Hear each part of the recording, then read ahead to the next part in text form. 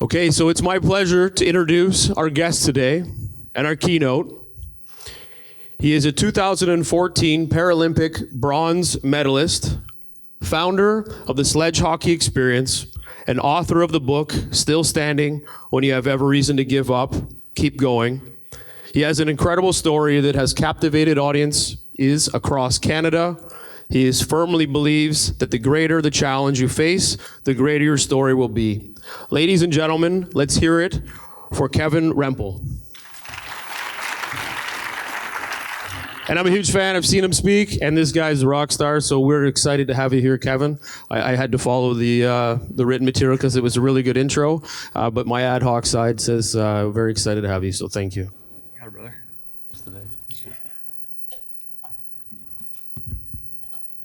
Alrighty. There you Beautiful. go. You're good to go. Awesome. Okay, ladies and gentlemen, I'd like to ask, please, to begin by having each of you close your eyes with me for a moment. Imagine going blind, not all at once, but slowly. You're 12 years old, you're sitting in front of the television, and you know that your days are numbered. By the age of 14, you'll have lost your vision completely.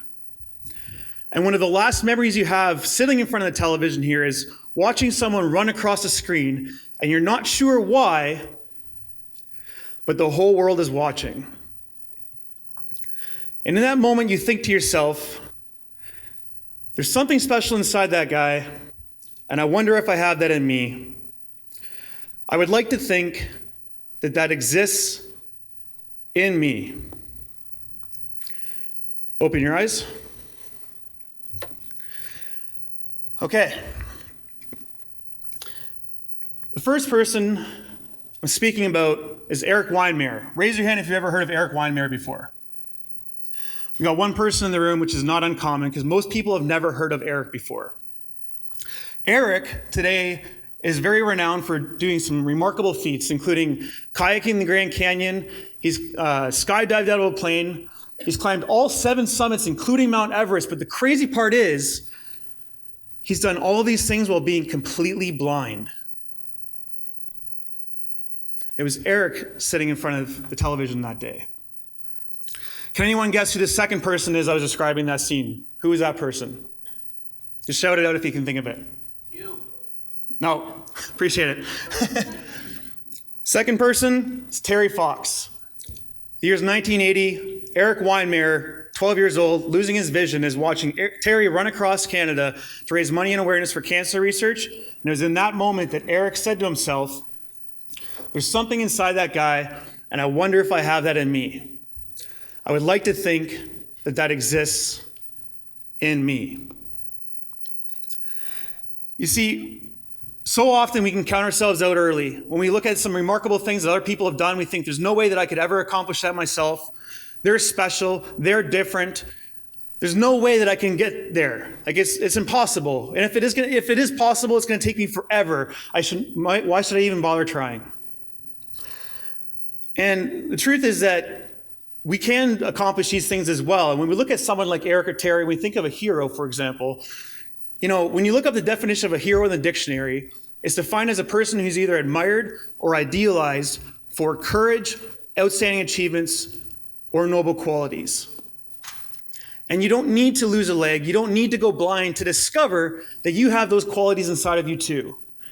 Each of us have that little hero that still exists inside of us, from the days when we were a child to where we are today. Especially as an entrepreneur, that fire doesn't necessarily fade away as you get older. If anything, the flame just gets brighter. And so what I hope to show you today here in the short time we have together is that what you see in Eric and what you see in Terry, I hope you see in me, but also discover that you have that inside you as well, and that each of us can be the hero of our own movie. So, a little bit of a backstory. To give you context, when I was a kid, my dream was freestyle motocross. How many of you have ever seen freestyle motocross before here? Raise your hand. It's the X Games, a little bit of adrenaline that kind of pumps through your body. My favorite dream, or my favorite thing to do was to jump off the back of my motorcycle. 75-foot gaps here. This is a Superman seat grab. You know, my second favorite trick was a cliffhanger. Every single day I woke up, all I wanted to do was just like live for adrenaline. And the same way that we today would take risks in entrepreneurship, I used to like to take it on my bike.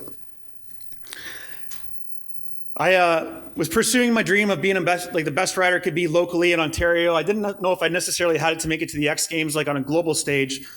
But at the age of 20, I started my first company. I got my $20,000 loan, bought some ramps. Canada Day 2006, performed my first show ever, accomplished all my dreams. I was in a magazine with my sponsor, I performed in front of a crowd, I got paid for riding, and felt like I'd done it all, and it was the best I could be, and that I could literally die happy. And then 2 weeks later, I attended a second show, and on the first jump of the day, I crashed. I fell 75 feet from steel to steel without the motorcycle. I ended up hitting the ground. I broke my back, my pelvis, and my ribs, and I was instantly paralyzed. Doctors said I was never going to walk again, and if I did ever walk again, I'd have braces on my legs to my hips the rest of my life. But that's not the crazy part. The crazy part is that my dad was also paralyzed 4 years before I was. At the age of 19, we were deer hunting, building a tree stand, when one of the branches my dad was standing on broke. My dad fell 2 stories from the tree, breaking his back, also becoming a paraplegic. And in 4 years, my mom had both husband and son in wheelchairs at the exact same time. Long story short, I was fortunate. The difference between myself and my dad in our recovery was that I fractured and dislocated my vertebrae, surgery realigned it. With a little bit of luck and a lot of hard work, I had the chance to get better. My dad, however, severed his spinal cord, so he was deemed a complete paraplegic, had no chance of recovery. He obviously had dealt with some depression after his accident, but more so the gambling addiction that took over, ended up driving my parents away from each other. And when my mom left my dad, 7 weeks later, he committed suicide.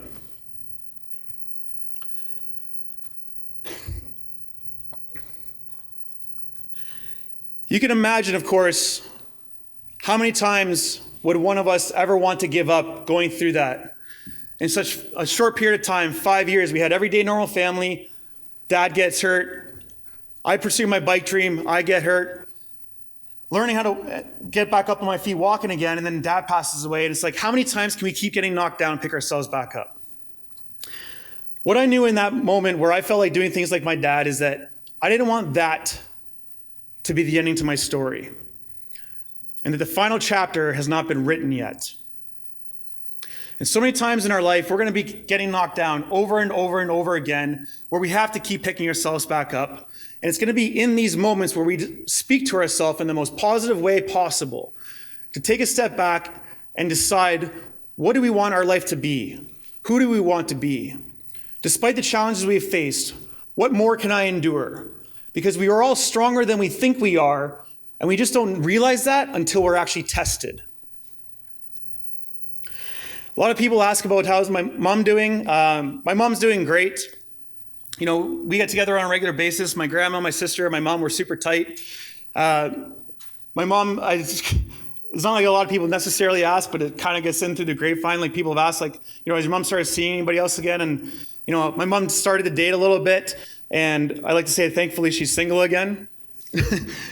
So I like my single mom a lot better. And I wouldn't say here, but like usually when men come up, I'm like, you stay the hell away from my mom. My mom is off limits, but she's doing great.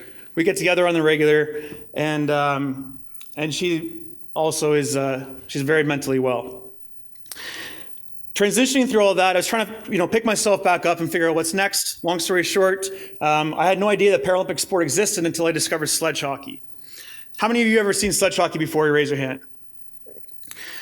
The sport's growing, it's getting better all the time, and one of the coolest parts about it, as my friend Kevin said to me when he rolled up and introduced me to it over 10 years ago, is he goes, it's real sick. You get to hit people with disabilities. And I thought, man, that sounds so wrong. And then I'm like, where do I sign up? Because how many times are you pissed off at somebody in a wheelchair and you can't hit them, but on the ice you can, and you get away with it? You know, we play sitting down. You got two sticks. You got a left and a right curve. There's a sled you sit in with a bucket and snowboard bindings over top. Most common disabilities are amputees, cerebral palsy, spina bifida, spinal cord injuries, of course. But at a local level, anyone can play. It's just once you get beyond that, you need a disability. If you don't have one, we can give you one. We also let you know as well. It's, of course, very physical. If you don't have a beach body, you'll get one playing sledge hockey.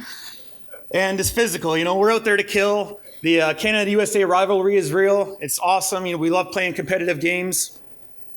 And it's taken me around the world. I played a couple years house league. I made Team Canada in 2010. I joined after the Vancouver Paralympics. As Angelo pointed out here, I've got the ring on. We won the World Championships in 2013. And pretty pumped. We got a bronze medal at Sochi in the Paralympic Games too. I wish I could share with you a bunch of stories from the games and stuff, but for time I have to just kind of keep going. It was a really cool experience playing for the country, traveling the world. But what I knew is that when I left the sport, I wanted to help the sport grow. And one of the barriers to our sport growing is we like to have more players involved. And I used to do this. We would literally just, if we saw someone with a disability, run across the street, grab them, pull them in and be like, would you please come play sledge hockey? Please, we need more players. Which never really goes over well when you grab someone in a wheelchair and pull them and take them with you. So I was watching a video with Steve Jobs, and he's talking about when he designed the new Apple computer. He asked himself the question, not how could I build a better computer, but how could I build a better user experience? And so I was asking myself the question, not how could I get more disabled people involved in sledge hockey, but how could I get the rest of our country to experience our country's favorite sport in a new way? So today, I'm back in entrepreneur land. I've been doing it for the last 4 years, love it, full-time job. I created the Sledge Hockey Experience. What we want to do is we want to get you, the able-bodied population, butt down for a new perspective on people with disabilities, life, and sport. And so my entire vision here is we want to give you a Team Canada experience. We provide everything turnkey operation held at the Fort Performance Center in Etobicoke, where you come on by with 20 people, get on ice, get to hear I share my story. My staff, my teammates, or my friends are the people with disabilities helping guide you throughout the day. And we take you on the ice to play in an inclusive team building environment. We've ran about 40 events so far, about 600-700 people in sleds, and it's all about growing awareness and growing the game. Something I'm very, very proud of. But learning from all of that, like I said, it's not just what I've accomplished, but I want you to start thinking about what can you accomplish through all of the challenges and adversity that you're going through. Coming here today, what I wanted to do is leave you with something to think about the mindset, what I like to call the hero mindset, that allows us to do what seems impossible, that allows us to do what seems so challenging that we can never find a way around it. And when we look at people like Eric and Terry, who have done these remarkable feats, to remind ourselves that they're just like us, that they just are someone who had a dream, who had a vision for where they wanted to go, something they wanted to create, some impact that they wanted to have in the world. And when you think back to those qualities that a hero possesses, a person who's either admired or idealized for courage, outstanding achievements, and noble qualities, that you have that in you too. And so if you can leave here today and adopt what I like to call, like I said, the hero mindset, which comprises of 3 things: hero moments, hero decisions, and hero actions, that each of us can become the hero in our own movie.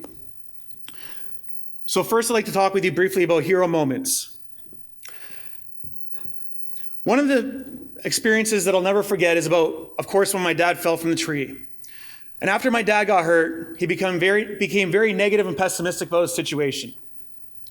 He said the same 3 things: is the branch shouldn't have broke, it's not my fault, and life's not fair. I want to ask you the question: how many times have you in your life felt like something shouldn't have happened, it's not your fault, and it's not fair? Every day? Every single day.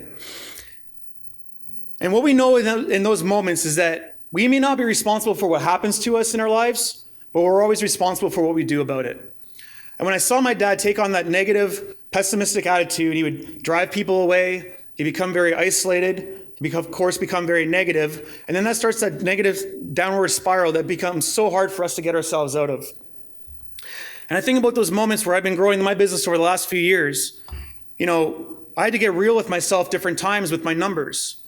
I spent the first couple of years, I had some good, made some good investments when I was younger, got off on the right foot, funded my own business to get it off the ground, and all of a sudden I found myself funding my own business on a regular basis. And if you're not turning a profit, it's not a business, it's a hobby. And in entrepreneur land, every single day when we're trying to get to the next level, to get to the next point in our business, we're facing these challenges of, isolation when we're working by ourselves. We're getting told no on a regular basis. We have bigger challenges to solve tomorrow than we even knew we had today. But those are the moments for us to recognize where we can start to accept responsibility and start to continue to pave that path. If you're trying to find investments, when you're getting told no, it's not that the answer is no forever. It might just mean no right now. It might just mean you have to go back to the drawing board and figure out another way to articulate what you're trying to say a little bit more clearly. It might mean that you just need to learn maybe it's learning a new app, maybe it's finding a new person, just bringing one more person on board to just get to that next level, to have a little bit more support, to not try and do it all yourself. And as one of my mentors told me once, to not try and boil the ocean, but to just figure out, what is going on right now that I can start to look at the situation and ask myself, what can I learn from this? How can I be better? And when you recognize those things, you start to accept responsibility, and that's how you become a hero in your own movie. The second thing is about hero decisions. Everyone asks me a question, of course, like, how did you learn how to walk again? And I wish I could tell you a bit more, but the short story here is this picture is of my therapist, Chris. I go to Chris when I'm about 2 weeks after my accident. And I asked Chris, I'm like, dude, how am I ever going to walk again? Like, come on, give me a secret. Isn't there something out there? Is there any kind of a shortcut? What do I got to do? And Chris would say to me, he goes, you just have to try. And I thought, dude, are you kidding me? Is there nothing else you can tell me? And he's like, you just have to try. Every night and every morning, try to wiggle your toe. So you're laying in bed every night, every morning, just try to wiggle your toe. And I totally wanted to tell him to F off. I don't know if I can swear in here. As the mayor, I give you. Try to censor it. But all of a sudden, after 6 weeks, I got a little flicker, and I got a little flicker, and all of a sudden I knew it was game on. And what I said to myself was that if I've done it once, I can do it again. How many times are you looking at a staircase somewhere that you need to be, and you feel like it's impossible to even take that first step? The amount of times as an entrepreneur that we need to learn how to design a new app, where we have to figure out a new software program, whether we have to take a deeper dive, like I said, into our books. There's so many times that I've wanted to quit along the way building my business where I felt like I'm never going to get there. I can think back to last year. It was a lot about, I couldn't tell you in the early days the difference between sales and marketing. I didn't know anything about developing standard operating procedures, building the playbook of the business. And how many times in your business have you felt like you should be somewhere further and you're not? And all you have to do is take a couple of steps back and realize that you just need to figure out what is the next right step. Take that step, and as soon as you got that step, then you can take the next step, and all of a sudden you're getting yourself closer and closer and closer. But all these things in our life that seem so impossible are achieved by taking things one toe or one step at a time. And the third thing I want to leave you with here are the importance of taking hero action.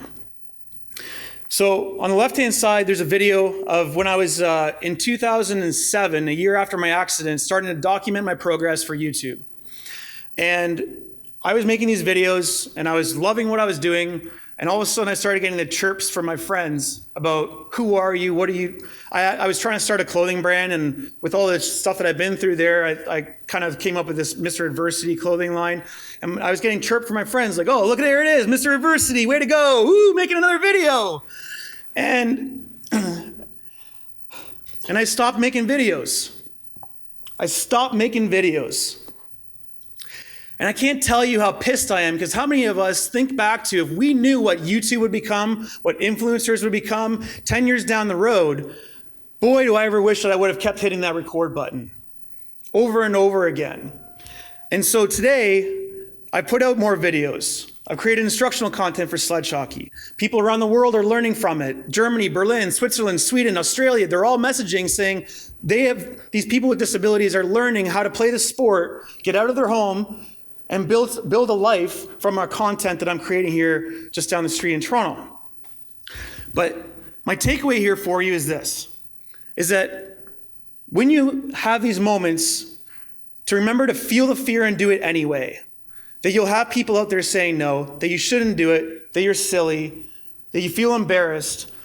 And that's the most important moment to continue pushing forward anyway, because as Gary Vee would say, regret is poison. And I tell you, I regret not continuing there.